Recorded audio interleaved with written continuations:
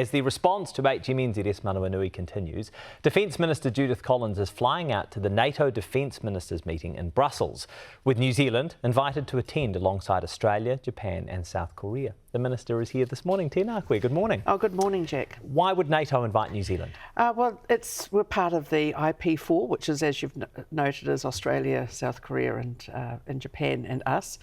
It's because the world is changing and we're part as well of the response to Russia's illegal invasion of Ukraine. We've been working obviously very solidly, around almost 100 of our defence personnel working to train, including divers and all sorts of people, the Ukrainians. But also the world is different because the Indo-Pacific region is now a much different place than what it was, say, even 5 or 10 years ago. Do you think New Zealand will be asked to step up its commitments to Ukraine? Well, we'll wait and see, but I think that people are generally very pleased with what we're doing. I mean, we've got Navy divers working in Denmark, training Ukrainian divers for the Black Sea. We're, doing everything that we can. We're training troops in the UK. We're doing a lot now, and I think most people are pretty impressed in Europe that a country this far away and a small nation is actually doing what we're doing. What appetite exists for a NATO-style defence agreement in the Pacific? I'm not sure it's really ever been discussed by defence ministers, and as you know, we had the South Pacific Defence Ministers meeting just a week and a half ago. Certainly no one was talking about that. We are talking and are putting up a Pacific response group, and that's to deal with these particularly climate change issues that we end up with, cyclones, all sorts of disasters, volcanoes as well. These sorts of things are things that we need to be prepared for and work together on. Last week, China fired an intercontinental missile that landed in the Pacific. What message did that send? Well, it gave us a couple of messages. One is that it's the first time that's happened in 44 years. It landed in part of the South Pacific nuclear-free zone. It could have been had a nuclear warhead because it was capable like that. But it also meant that we are not immune from any possible threat should that happen, that we are well within the distance of a intercontinental ballistic missile. We knew that though, didn't we? Oh, I think a lot of people in New Zealand didn't know that, and I think also a lot of people thought, well, we're so far away. We're not that far away anymore. Why would China do that? Well, I can't imagine why they'd do that. You must be able to imagine why they would do that. What is your analysis of why they did that? Well, I'm not sure why they did that, and they certainly didn't ask my opinion. But I do think that what I do know is that the Pacific nations represented at the meeting were pretty shocked by this, and as were we all, really. I mean, we had been given some notice of it, I think around about 20 hours or something notice in Beijing, but the other Pacific nations didn't know about it, went across some Pacific nations territory. It was just shy of the French Polynesian territory. I think it was a pretty interesting action. Is it being interpreted as a provocation of sorts? I don't know. I don't think we're seeing it as a provocation, but I think what we are seeing is that it means that there's something going on and we need to be prepared to understand that the world is not the same. Let's turn our attention to HMNZS Manawanui. What a week. Yeah. Overnight, the Defence Force has released some video and we're going to share it with our viewers here. So this is video taken from divers on the wreck of Manawanui. What does it show? Well, it shows a trickle of oil that's coming out. Defence believes that that is from pipes from the engine room. It's certainly not the large tanks, and that is actually being dispersed out to sea because it's on the ocean side of the reef. One of the things that Defence is doing is they've had 8 dives there in the last 24 hours. They've also using unmanned or uncrewed, I should say, uncrewed vessels as well, which we've got little uncrewed submarines. So they're keeping a very close eye on it, and they're working with the surveyor that the insurers have sent to look at how they can get the big fuel tanks emptied out in the right way, and then to do what they can on salvage. Okay, I'm going to ask about that in a moment. Samoa's Marine Pollution Advisory Committee says 200,000 litres of diesel has leaked so far. Is that correct? Well, I don't see that can be if that's the little trickle that we're seeing there. I mean, any oil coming out is obviously disturbing for people, but we do know that it has not gone to the beaches. It is quite a small amount that we can see. Defence has said to me that they see that trickle is actually getting even less because as the pipes empty out. So why is Samoa's explanation of this different to New Zealand's at the moment? Well, I don't know, but I also understand that people get very worried about this, as they should. I mean, I'm worried that we end up with an environmental disaster, and I certainly don't want that to happen. So I think, people are being just very cautious about what could happen. But what we're seeing there is the evidence that I can work on. So is your advice, I think the ship was carrying about 900,000 litres of diesel. Is your advice that 200,000 litres of leaking diesel would be more noticeable than that has been? Well, it looks to me, and I'm not an expert on oil, but by the end of this event, I think I might become an expert on oil.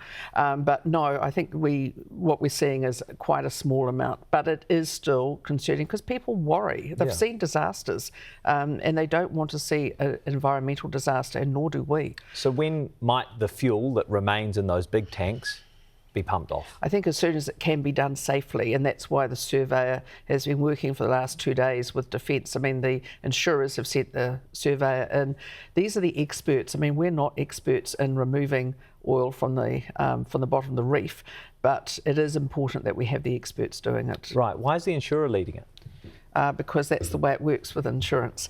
And it's also really important because they have the right expertise. I mean, they deal with these sorts of things. We've never had to deal with this sort of issue in peacetime, and certainly we've never had to deal with it on a coral reef. How much of the oil pumping and salvage will the insurer cover? Well, I can't really talk about that because you know what insurance policies are like, but I can say is that Defence is working very closely with the insurer, and I understand from Defence that the insurer is very responsible in doing everything it can. Right. Is there a significant excess, for want of a better term, No, I that can't applies? talk about that. I think it's just basically we're getting on to do the job. The last thing we want is any environmental damage to Samoa. So on Monday, when you spoke to Breakfast about this incident, you said, quote, apparently it lost power, unquote. Yeah. Who told you that? That's what I was told during the weekend. But who told you that? One of the Defence people, I think it's possibly CDF. But there's some loss of power. I don't know quite what order. That's why we have the Court of Inquiry that has already started. They've already started their work. And they'll find out exactly what happened and in what order. But the thing is with these things, Jack, they become a moving feast. And you're told one thing, so you go with it, and you have to find out. We all acknowledge the Court of Inquiry is underway, and so we're going to get much more detail when that's released next month. But I suppose this is an absolutely critical point, right? So you think it was maybe the Chief of Defence who told you that at some point Manawanui lost power? Yes. And it's not clear whether or not that was before or after at the reef. No, we're not sure why. Well, I'm not sure why. I'm sure that there are experts who have a better idea, but I'm not sure which order. But I'm also very aware that we ended up with a fire on board, and so we'll find out. I mean, the great thing is, the very first thing is we're able to get off that ship was the black box. So, and of course the recordings and that will be very helpful. So. I think you'll find it will come out in the inquiry. To the best of your knowledge, did the ship ever record engine problems before its mission to Samoa? Not to my knowledge. I really do not know anything about that. Have you spoken with Commander Gray since the weekend? No, only when she came back off the Hercules on Monday night, and that was just to say welcome home. Right. That was I haven't spoken to her since. I rang her on the Sunday afterwards, and I said I'm not ringing to find out what happened because it'd be totally inappropriate. What I am doing is saying I want to hear if our people are okay, our sailors are okay. And she said yes, and they were in sort of quite jubilant spirits just to have survived. And that was the morning after. What did she say when you said I'm not calling to find out what happened? She just said, yes, ma'am. You know, that's what people do in the Defence. They call you ma'am and say, yes, ma'am. Regardless of the vessel, Would you agree? The captain is ultimately responsible for the fate of their ship, right? Well, I understand so, but again, that will be what the inquiry looks at. I mean, I think we cannot rush to judgment. But what I've always, I've said this week pretty clearly, it's not the gender of the captain that's the issue here. No. We don't know who's at fault, what level of fault there is, and I expect the Court of Inquiry will find that, and that will be released. So I've been really clear. Defence has been really clear back to me as well that they expect to release those findings with only redactions around some privacy issues, commercial sensitivity and national security, but we'll get to the nub of it. What is the role of a Court of Inquiry in considering a court-martial? Yeah, well, so a Court of Inquiry, their role is to find the facts. So it's all prescribed under the Armed Forces Discipline Act. And as you would expect, me as a lawyer went straight to the Act. There is a very set process around it and very set rules as to who can be part of that inquiry. So Defence has, and the Navy has absolutely stood that up, and they expect that they will have something for us in mid-November, and that will be, I think people will find, that's the interim report anyway, people will find the facts. Did you see Commander Gray in person when she arrived back in New Zealand? Yes, I saw all of our people who came back on that flight. Everyone was pretty shattered, frankly. Yeah, how was Commander Gray? Trying to be strong. And what did that look like? It looked like someone who was under enormous amount of pressure and was trying very hard to have a brave face. It struck me that just hours after the sinking, you and the Chief of Navy praised Commander Gray's leadership in the evacuation of the ship. One expert we spoke to felt that some of the official comments regarding Commander Gray this week have created an impression that she is being protected. What would be your response to that? No, it should not do that. What I will say to you, Jack, is that it is really clear, and I don't know the cause of what's happened. I don't know who's at fault, but what I do know is that with the timing of things, that if people had not been evacuated when they were, we could have been bringing home some body bags. So on Monday night, it was very late, they came in, Prime Minister, myself, Chris Peck were there, Associate Minister, and what I said to the Prime Minister is we could have had 75 body bags coming off that flight. And I am just so grateful nobody died. I am devastated at the loss of a ship, but I don't know that I could have coped with 75 body bags. How will this incident affect the defence capability paper that you are preparing? Well, it's been taken into account. I mean, Defence has, because as you all know, that they have some ships that are in what's called care and custody, which basically means that they're at the side of the wharf. The Chief of Navy has been really clear to me. He's going to be working on getting the HMNZS Otago up and ready to go. And the team will be deployed, if possible, on that ship and get them back to sea and back to work and undertaking the work. So with the Defence Capability Plan, obviously it's taken into account, but Defence has said to me that they can do most of the work of the Manawanui with what they've got. Right. They're actually, they can do people, and they're trying to make it work. To be totally clear, you're talking about the crew of Manawanui Yes, shifting to the Otago instead. Yes, and the Otago, which has been in care and custody, this term that I've got to learn, means that they'll be back operating. So that's the plan. And the other plan is that they can undertake already the diving work from the Otago. They can also undertake some of the survey work, but not just to the same extent that the Manawanui was able to do. Can New Zealand afford a replacement vessel right now? Well, we have to have replacement vessels, but we have to have replacement vessels for the frigates and everything else as well. Right now, we can cope we can cope with doing the survey work to not quite the same extent, but to some of it, and certainly the diving support work, we can do that.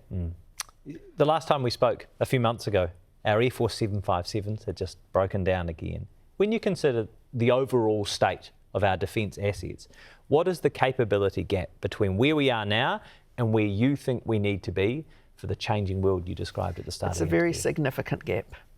So if I look at the person leadership, if I look at the team, the training, they're fantastic, they're great. If I look at the kit, everything we get is old. Even the Manawanui, which I saw some commentators saying it was a new ship, well, it was 20 years old. It was 15 years old when it was bought, and it was never a warship, so it didn't have the redundancies that a warship would have. But, you know, the Boeings were bought when they were 10 years old, they're now 23 years old.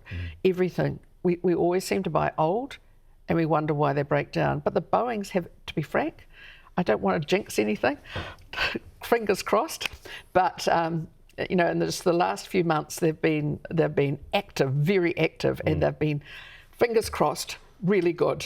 So our people, you know, they're experts at making old stuff move, but they shouldn't have to be in a changing world. Look, you know, 35 years ago, the Navy had 19 vessels. We now have 9. Actually, we have 8 because one's at the bottom of the reef. That's the difference. And we had then 8 helicopters, now we've got 5. That tells you what's happened, and in that time we had the end of the Cold War, and we all thought, well, defences, you know. Now, when we need defence, we need it straight away, and so we've got to be prepared. Well, safe travels. Thank We you. appreciate your time. Defence Minister Judith Collins.